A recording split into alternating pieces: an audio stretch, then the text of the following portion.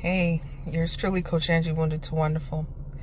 I was just having a conversation, earlier today, rather, with a client of mine, and we were going over a few of serious life situations that she's managed to overcome.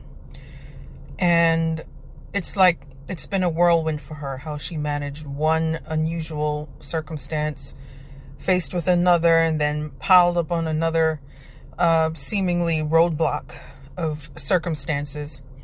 And now we're talking about it on the other side of all of it. So as quick as it happened, it's just as quick of it resolving themselves, or her being the victor of certain circumstances, or of them just dissipating and her finding herself on the other side of it. And in that moment, I asked her, I said, how do you feel?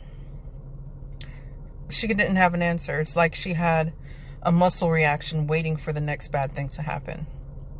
And that brought me back to my own circumstance.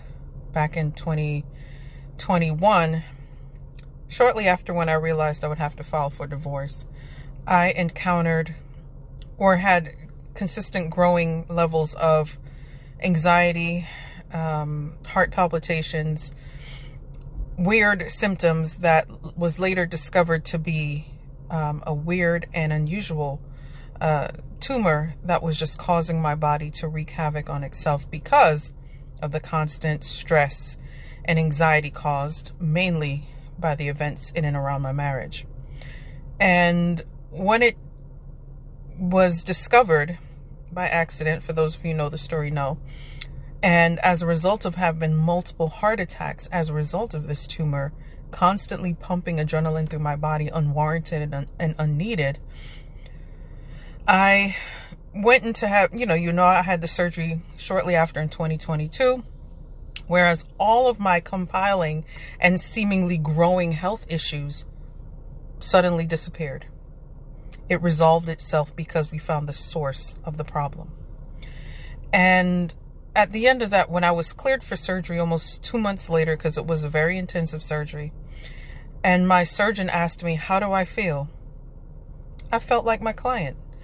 I felt like I was just glad that it was over, but somehow, somewhere deep inside of me, I was just tensing up, waiting for the next horrible thing to happen. And God had to break me out of that mindset that He says, who the Son sets free is free indeed. And I had to stick to the free indeed part, because I felt like I was set free in that one moment, but I didn't feel free indeed. And that was a journey going through my healing process physically, for it to relate to the spiritual and mental healing that I had to consistently go through so that I can endure, so that I can embrace the free indeed aspect of it. So with my client, I had to ask her, do you feel free indeed? Do you feel like this was a solidified, solid win by the help of God, and with your persistence and with you being faithful and trusting God through all of those weird circumstances? Do you feel free indeed? And she hesitated. So my job as her coach and counselor is to encourage her and for her to see through God's word and through how He's trusted her through life circumstances, how to be free indeed. And if you struggle with that and need some confirmation or just tools to hold on to and grasp that free indeed thought process that God intends for us to have, reach out to me. Wounded2Wonderful, Coach Angie. You'll see my info in my bio. Bless.